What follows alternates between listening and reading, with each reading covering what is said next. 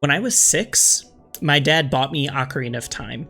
Well, I mean, I was 6. I couldn't really play it that well. In fact, crap, I don't even know if I knew what I was reading. But my dad could. And realistically, he bought it for himself. He won't admit that, but he played A Link to the Past and he really wanted to play the new one. I wasn't really good enough at video games yet to do much more than just running around randomly. I mean, like I said, I was 6. Up until then, most of my gaming experience was stuff like basic platformers, Mario, or go here, beat this dude, or racing games, or like, I'd played some fighting games with my cousins, that kind of thing. Nothing with an in-depth story. At most, any games I'd played up until then had like a bare bones plot that only served to move the character from one fight to the next. And like, forget decision making. You've been told to track someone down? No, we're gonna railroad you through some gaps, run down this hallway, and jump into a corridor. I remember sitting on my dad's lap as a little 6-year-old, watching him play Zelda. He ran around finding rupees in Kokiri Village, he got the beginning sword and shield, and he started talking to what, to me, was a big creepy tree. And this, admittedly, was pretty cool. I hadn't seen a game that roped in a player with an elaborate backstory and lore this kind of way before. Now, to be clear, like I've said, I was 6. I didn't know about RPGs or like Super Metroid or forget Final Fantasy, anything like that. I knew like Mario and puzzle games. I'm not saying it was the first game to have an engaging story, but it was the first for me. So I watch Link explore this tree, find a slingshot, take down Queen Goma. And up until this, while it did tell a more in-depth story than I was used to, it still boiled down to like, go here, fight this thing, collect this object with little reason other than someone told me to. In this case, a fairy and some villagers. That's what I was used to. A bare-bones story, loosely guided to serve basic gameplay mechanics. Ocarina of Time was just a higher production version of that, in my mind. There's a big lore backstory cutscene, and shortly after this, Link is pushed out of the Kokiri Forest. The music cuts out.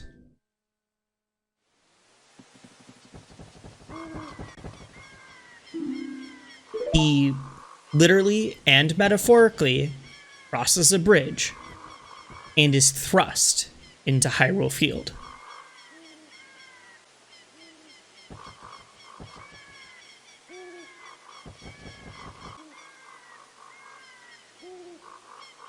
And when Hyrule Field opens up, my entire concept of what games could be completely changed. The camera pans over the field, and you see the castle, and you see Death Mountain, and open plains to roam and explore. You didn't need to go anywhere. It was all up to me. I could just go wherever I wanted. There was countless people to talk to. It was just a full world to explore. For the first time, I was immersed in a living, breathing world, and I could just soak it all in. Hyrule Field opening up is the way that Ocarina of Time lets the player take over. Up until this point, it carefully guides you to each next step. It holds your hand as it teaches you the game, and it gives you a scripted path towards every goal. But after crossing the bridge, you can run free. You're told to go to Hyrule Castle Town, but you find a sign pointing you to Lon Lon Ranch, and like, cool, go ahead, you can do that. You see the big volcano-looking thing in the distance? Sick, go to Kakariko Village. Go see it. This is all available immediately after entering Hyrule Field for the first time. That big cinematic, the pan over Hyrule Field, that's all genuinely there, and it gives you an overview of the scope and scale of the world that you've stepped into. Navi will gently guide you in the right direction, but the pattern began in Hyrule Field holds true. Ocarina of Time handles its plot in a very different way than any game I'd played up until then. In Hyrule Field, you're given a bunch of potential different plot hooks. The main one is to find the princess, but there's a bunch of other ones you can do and you're free to go figure it out. Knowing you've created a relationship with Epona, for example, you can do that. That's there from the very beginning. Exploring a village that you don't actually need to go to yet? Cool. Go find some dope stuff and collect some cuckoos. Go back into the forest and find the lost woods. It's all there. But each of these areas still contains their own story elements. Plot side points weave their way in without being necessary. You're rewarded for going back to the ranch, and that comes back in a big way. Kakariko Village turns out to hold its own secrets that become much clearer later. The Lost Woods? Oh yeah, it's Forest Temple time. All of my experiences within gaming either didn't have a plot, like Mario Kart or Smash Bros, or it was a strict one-directional narrative. You do X so Z happens. You beat this boss, there's some exposition, and then the game dumps you into the next level. Rinse and repeat. This was the first time that I felt like there was a natural story unveiling itself through exploration. It wasn't just a small dialogue to get you from one gameplay moment to the next gameplay moment. Discovering what the world had in store was the point. The more you explore, the more the game pays off later.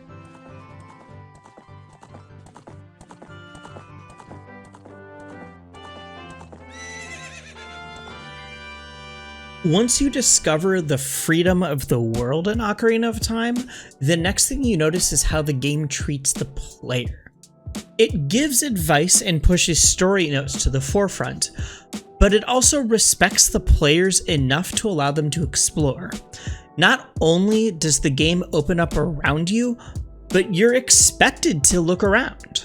You can spend hours wandering around Hyrule Castletown, or discovering Lake Hylia, or finding Zora's domain, or exploring the bustling Kakariko Village, or anywhere else. Again, all of this is immediately evident due to the way that Hyrule Field opens up.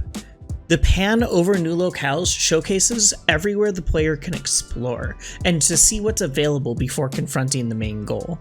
Many other titles would corral the player straight away to the next thing, whether through story reasons or straight up invisible walls.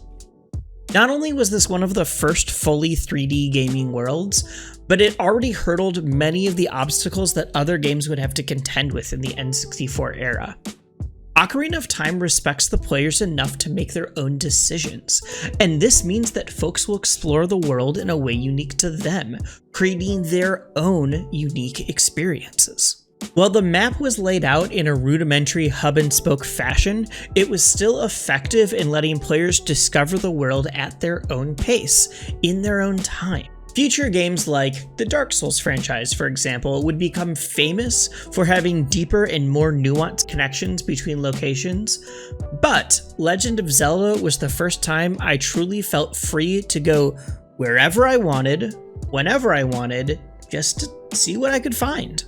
So all those interesting side plots we talked about earlier, not only can you do all of those, but you can do them literally whenever you want in any order. I, personally, always went to Lon Lon Ranch first, but maybe you explored one of the villages.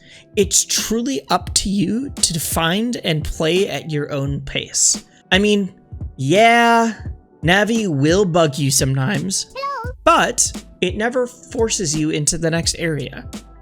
Ocarina of Time respects the player.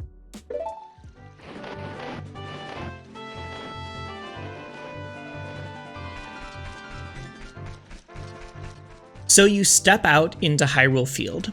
Along the branching paths, there are two main cities. There's Kakariko Village, and there's Hyrule Castletown.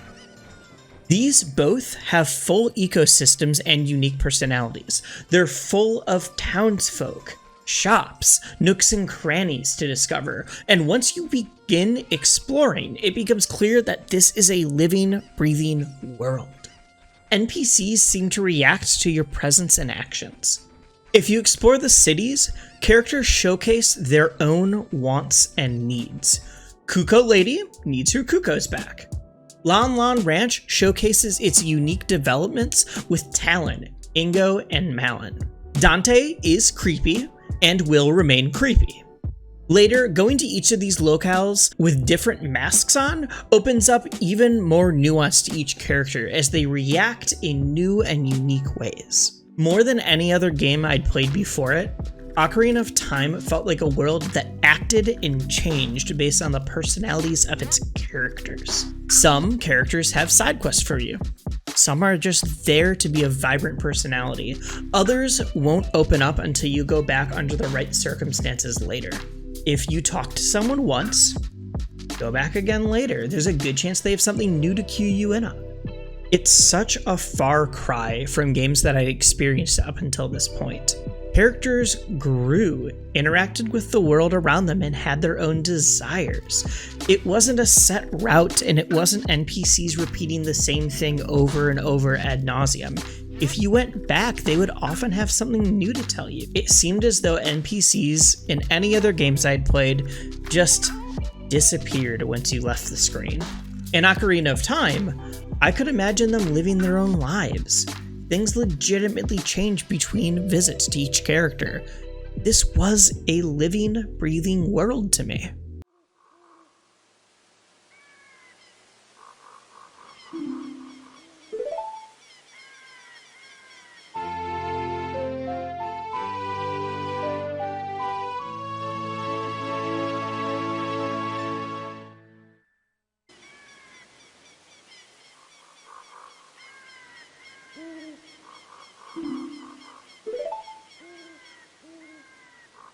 All of these aspects, from the way the plot is uncovered, to the way that the game respects player choice, to character growth, are all showcased from that opening cinematic with Hyrule Field. The pan across the field and the open paths left an indelible mark on how I view games. Ocarina of Time is what brought games from being a simple, enjoyable activity to me to being a truly artistic medium. And I'm sure that some people will point to other games as to what showcased this for them. In fact, for anyone discovering games with the current generation, maybe that moment was you in Breath of the Wild leaving the Great Plateau. But for me, way back in 1998, Hyrule Field showed me what games could be.